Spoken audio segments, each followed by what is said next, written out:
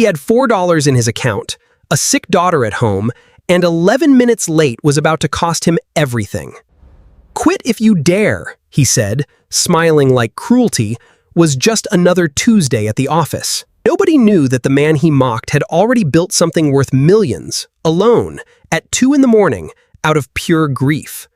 One competitor found what Kane never bothered to see, and she was about to change everything. Weeks later, he packed his own desk forever, and this time, nobody in that room even looked up. Right this way, sir. If you ever been underestimated by someone who thought their money made them better than you, stay until the end of this video, because what happens to this billionaire will feel like justice you didn't know you needed. And if stories like this move you, hit that like button and subscribe right now, because this channel exists for people just like you, people who never gave up, even when the world told them to quit. David Reyes had exactly $4.32 in his checking account the morning. Richard Kane humiliated him in front of 300 employees. It was a Tuesday, the kind of gray, damp Tuesday that made the glass tower of Kane Industries look like a mausoleum instead of a corporate headquarters. David had been up since 4:15 that morning, not because he wanted to be early, but because his 7-year-old daughter, Lily, had spiked a fever in the night, and there had been no one else to sit with her, no wife to trade shifts with, no mother-in-law down the street, no babysitter he could call at that hour, who wouldn't charge him more than he made in a day. So he had done what he always did. He had wrapped Lily in a blanket, driven her to his neighbor's apartment, promised to be back by lunch, and rushed to the office 11 minutes late, his shirt still faintly damp from the towel he'd used to bring her fever down. 11 minutes. That was all it took. Richard Kane was standing at the podium in the atrium when David slipped through the side doors, badge in hand, breath still ragged from the elevator he'd sprinted for. Kane was mid-sentence, delivering one of his quarterly vision speeches to the assembled staff, the kind of speech that was really just an excuse for him to remind everyone how brilliant he believed himself to be. He stopped talking the moment he saw David trying to blend into the back row. "Well, look who decided to join us," Kane said, and the microphone carried his voice to every corner of the room. Heads turned. David froze, feeling 300 pairs of eyes land on him like a physical weight. "Mr. Reyes, is it? Logistics department, I believe. Tell me, Mr. Reyes, what is it that makes you so special that you can't? What is it out 2p? You can't be bothered to show up on time like everyone else in this building." David's mouth went dry. He could have explained. He could have said his daughter was sick, that he was a single father, that he had no backup, no safety net, nothing but his own exhaustion standing between his daughter and disaster. But something in him refused to hand Kane that ammunition, refused to let this man turn his daughter's fever into a punchline in front of an audience. So David said only, "I apologize, sir. It won't happen again." It was the wrong answer, and the right one, all at once. The room stayed silent except for the hum of the projector and the faint shuffle of 300, people trying not to look directly at either man. David could feel his co-workers' eyes on him, some sympathetic, most simply relieved it wasn't them standing in that spotlight.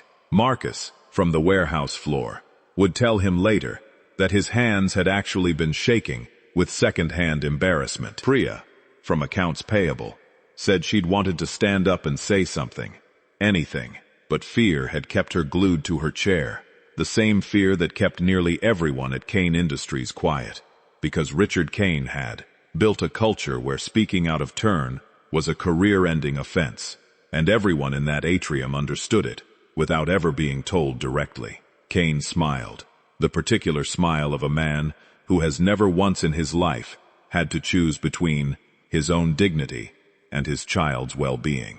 "It won't happen again," he repeated, letting the words hang in the air like an accusation. "You know, David, I built this company from a garage with nothing but a used laptop and an idea nobody believed in. Nobody carried me. Nobody made excuses for me. If you can't manage to get here on time, if this job is too demanding for you, the door is right there. Quit if you dare. I promise you, this company will not miss you for even a single day. Someone in the crowd laughed nervously. Most people looked at the floor, because looking anywhere else felt dangerous. David felt his face burn, felt the old, familiar shame crawl up his neck, the shame of being poor, in a room full of people who had never had to calculate whether they could afford both groceries and their daughter's medicine in the same week. But he did not quit. He did not raise his voice. He simply nodded once, said, "Understood, sir," and walked to his desk in the logistics department, sat down, and got back to work. Because quitting was a luxury David Reyes had never been able to afford. What nobody in that atrium knew, what Richard Kane himself did not know, was that David Reyes was not merely a logistics coordinator, counting down the days until his next paycheck. 3 years earlier, before his wife Sarah had died in a car accident on a rain-slicked highway outside the city, before David's entire world had folded in on itself and left him alone with a 4-year-old daughter and a mountain of hospital bills, David had been an industrial systems engineer with a specialty in supply chain automation. He had, in fact, designed and quietly patented a predictive logistics algorithm during nights he couldn't warn after Sarah's death, coding at his kitchen table while Lily slept in the next room, pouring his grief into the only language that made sense to him anymore: numbers, patterns, and systems that behaved rationally in a world that no longer did. He had never sold the patent. He had never had the money for a lawyer to properly shop it around. And after Sarah died, ambition had felt like something that belonged to a different, luckier version of himself. So he had taken the safest option available: a stable, unglamorous logistics job at Kane Industries that let him pick Lily up from school most days and be home for dinner most nights. He told almost no one about the patent. It sat quietly in a folder on an old hard drive, waiting. Grief, David had learned in the years since Sarah's death, does not move in a straight line.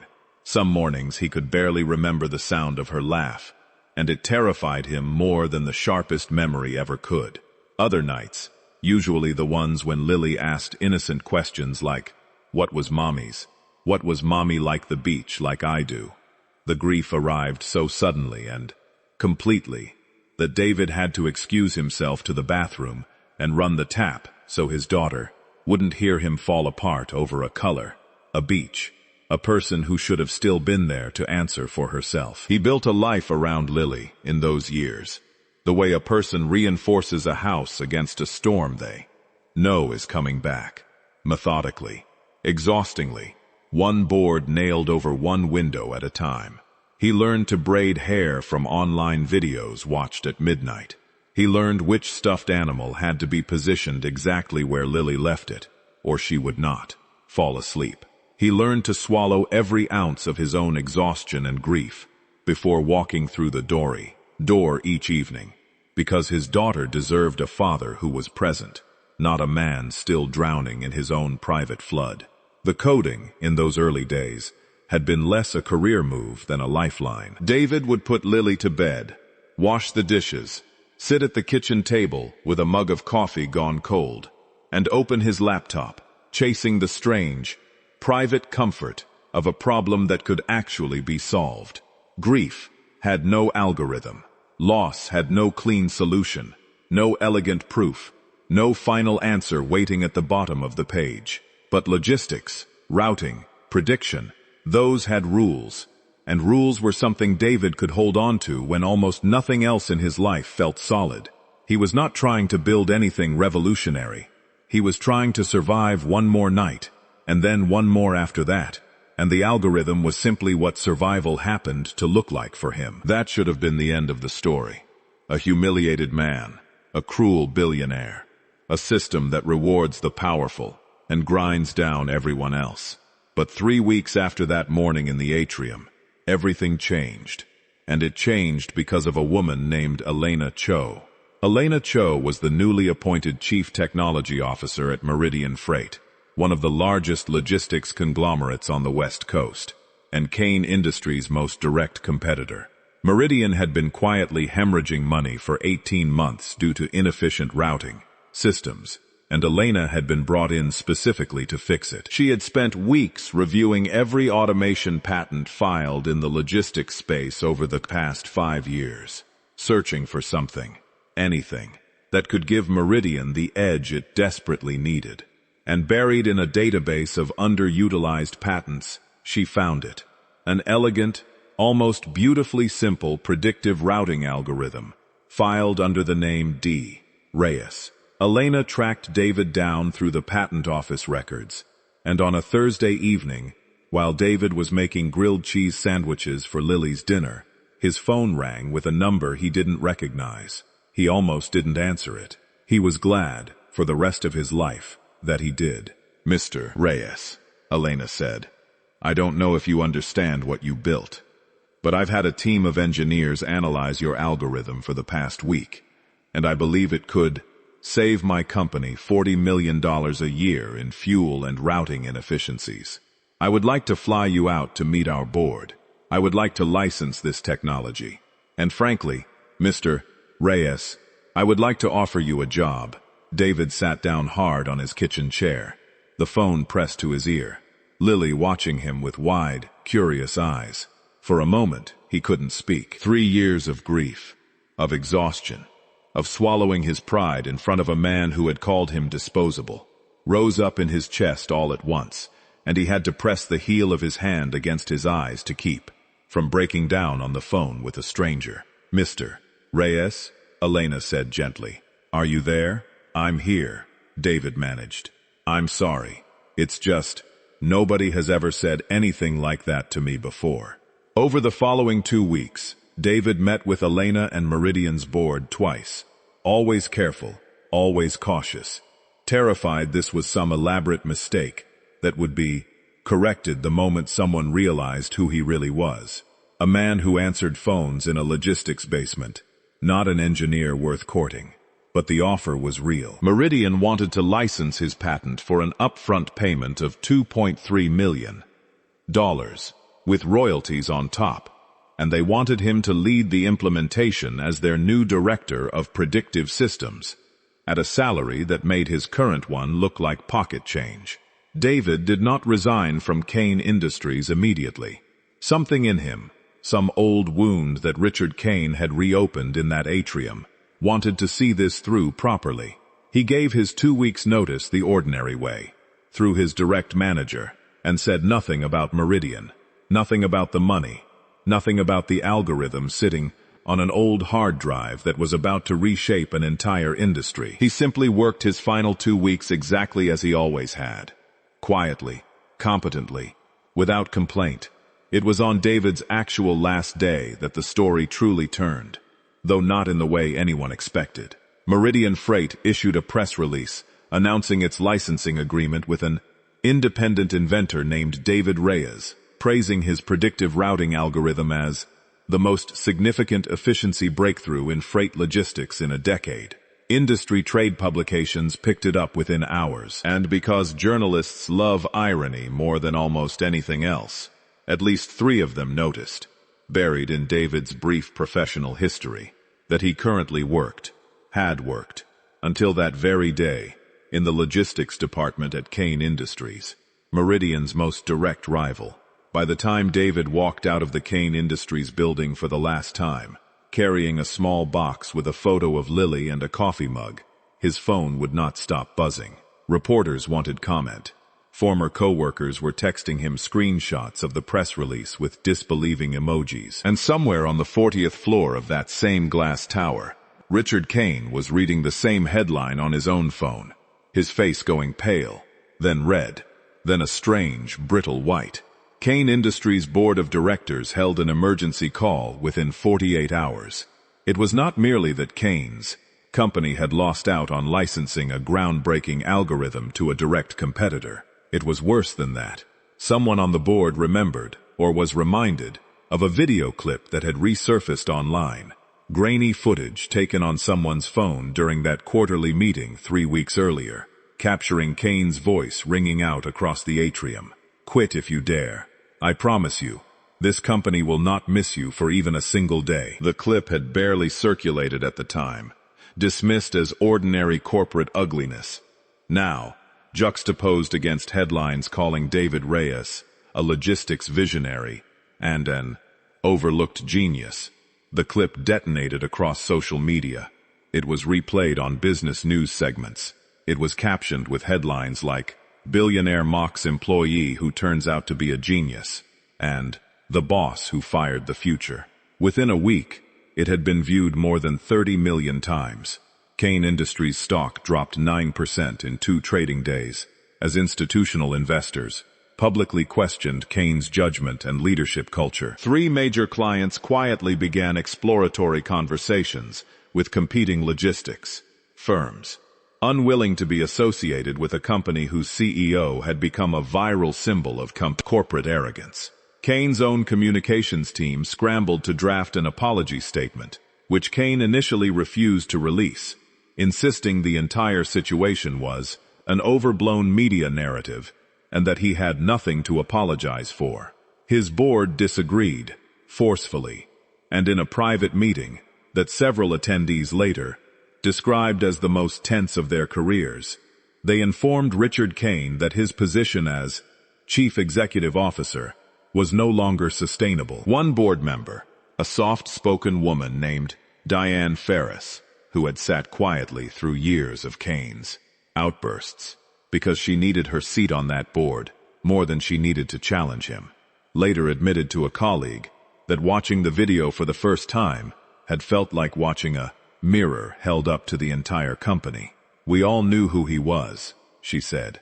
"We just told ourselves it was the price of the returns he generated."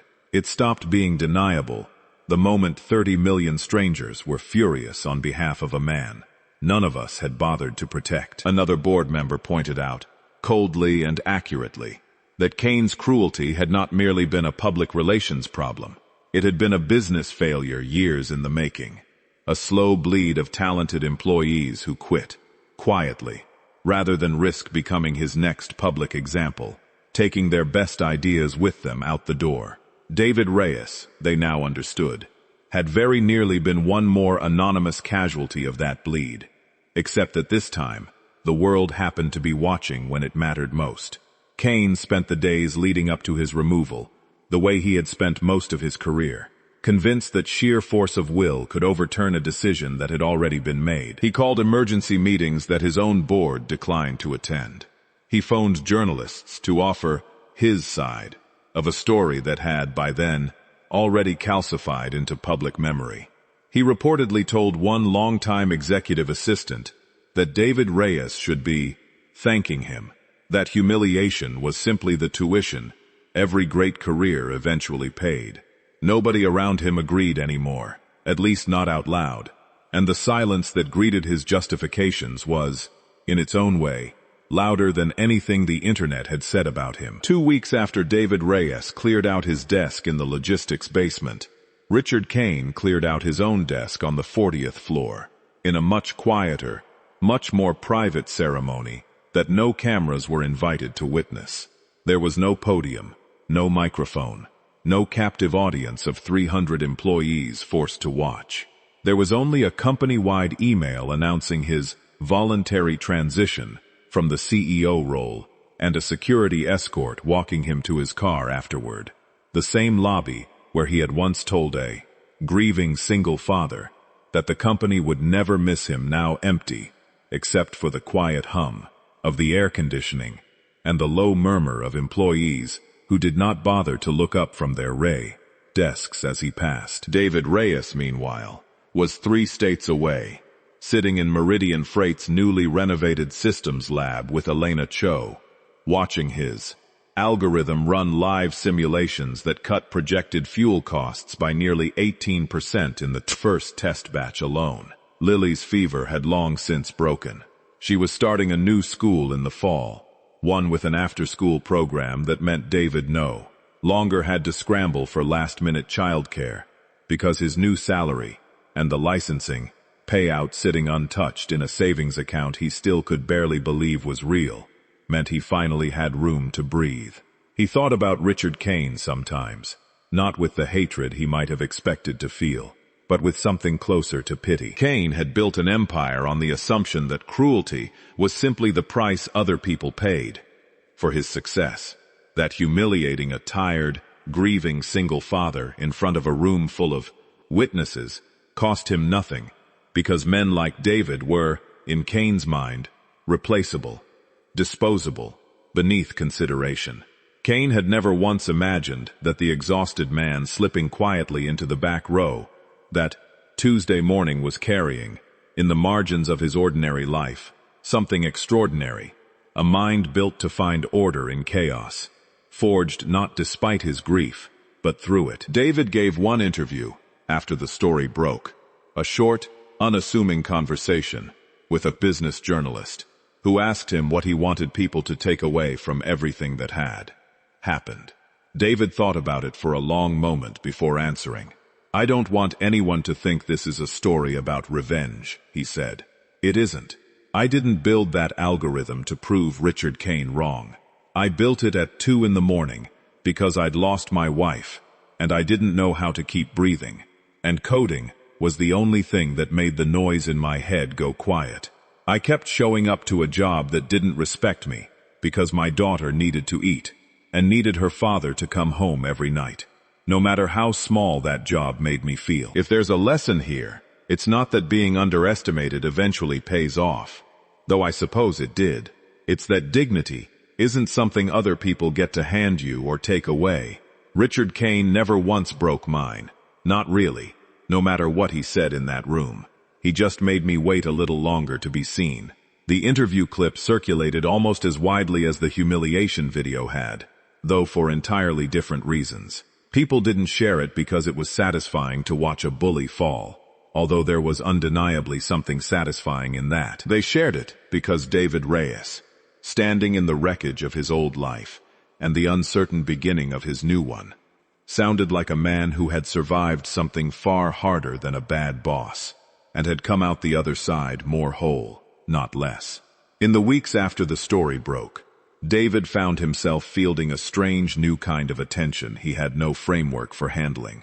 Recruiters who had never once returned his calls before now emailed him directly, addressing him as Mr.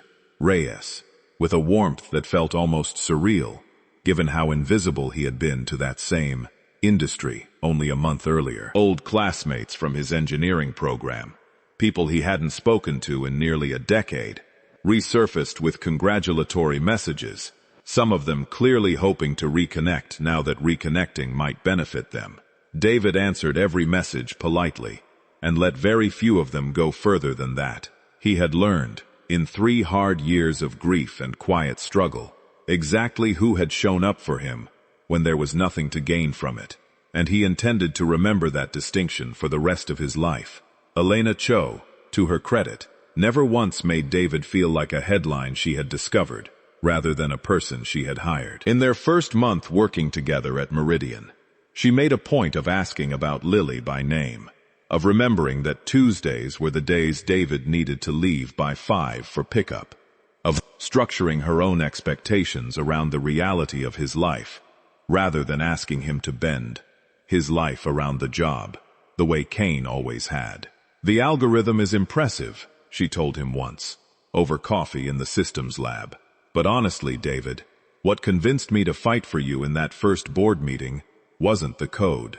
It was how carefully you'd built it. Every fallback case, every edge condition, accounted for. That's not just a skilled engineer. That's a man who has spent years making sure nothing gets left to chance, because chance already took something from him once. I wanted that kind of care on my team." David had not known what to say to that, so he had simply thanked her and gone back to work, carrying the compliment with him for days afterward, like something fragile he didn't want to drop.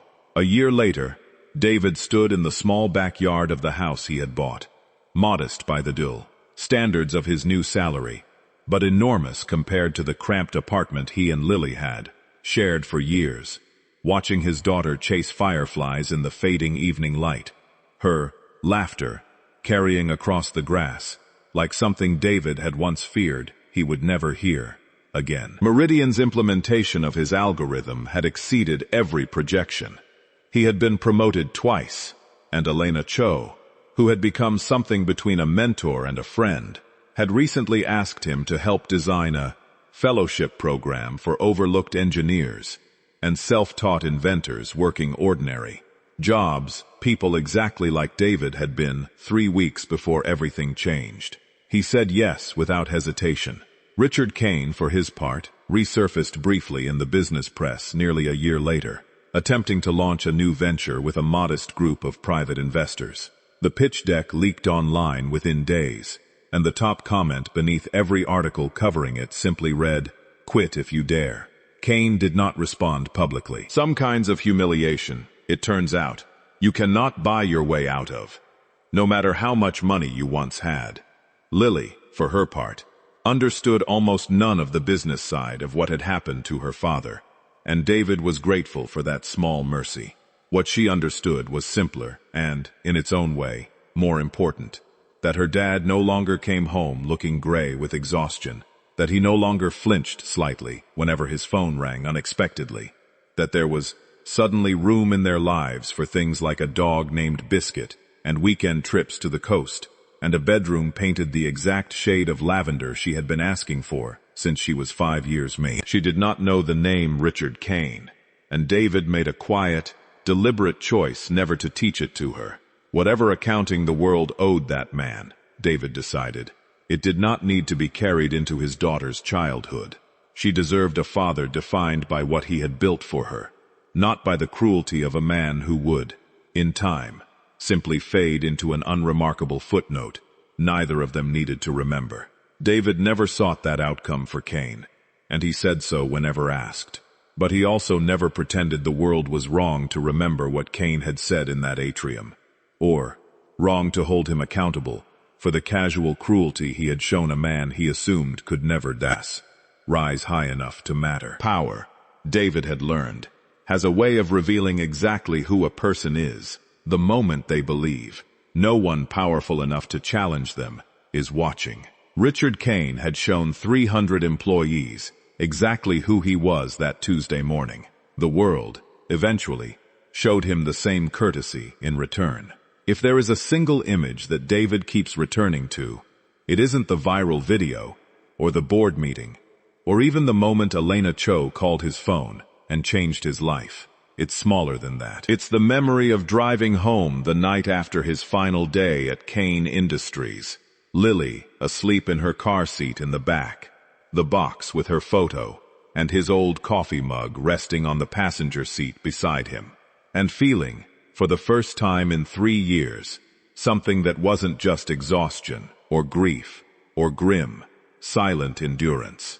It was hope, quiet and unspectacular, the kind that doesn't announce itself with fireworks, but simply settles into your chest and stays. He had been told to quit if he dared. Instead, he had simply kept going, one exhausted morning at a time, until the life he had quietly been building underneath all that grief finally caught up to the man he had never stopped being. And that, in the end, is the only kind of victory that ever really lasts. Not the fall of the man who wronged you, but the rise of the person you became anyway, in spite of him, and completely without his permission. Sometimes, late at night, after Lily was asleep and the house was quiet in that particular way. Houses go quiet once a child stops needing you every waking minute. David would sit on the back porch with a cup of tea he no longer had to ration, and think about the version of himself that had walked out of Kane Industries carrying nothing but a small cardboard box. That man had not known what was coming. He had simply refused to let a cruel morning become the whole story of his life, had simply kept doing the next necessary thing, and the next, and the next, long after it would have been easier to believe Richard Kane's version of his worth. That, David had come to understand, was the real lesson buried underneath all the headlines, and at the viral clips, and the tidy narrative of the humiliated employee who triumphed in the end. Nobody triumphs in a single dramatic moment. People triumph slowly, invisibly, in 10,000 ordinary choices nobody is filming. made by parents and workers and quiet strivers all over the world, who will never go viral, who will never get their own vindicating headline, and whose dignity was never actually in question in the first place, no matter what anyone standing at a podium chose to say about them. If this story moved you even a little, do one thing for me before you go. Hit subscribe, because there are more stories like David's coming. Stories about ordinary people who were underestimated, overlooked, and quietly extraordinary all along. Tell me in the comments what part of this story hit you the hardest. And remember, wherever you are tonight, however small someone has tried to make you feel, you are never as replaceable as they want you to believe.